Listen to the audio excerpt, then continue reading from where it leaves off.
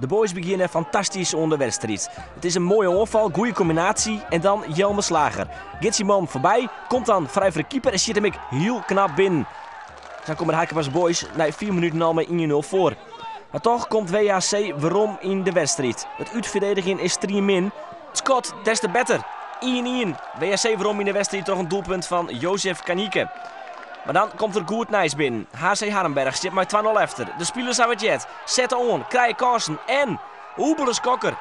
Maar een fantastische goal maakt het hij de 2-1.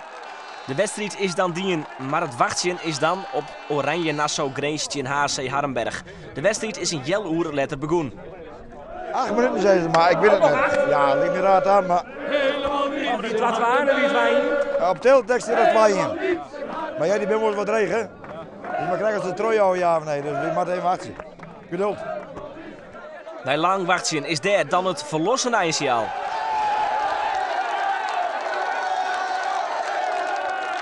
Dat is prachtig mooi. Ja, dat is zo'n ontlading nou even, hè. Je moet even 20 minuten even wachten. En dan, geweldig. Ja. Is dat het toch? Nee, maar hier toch 34. Ik denk van het eindoefening. En dan je hebt veel van WHC voor de tweede keer kampioen worden. Ja, dat is geweldig. Maar de jongens, dat is prachtig mooi. Hè? We zijn kampioen.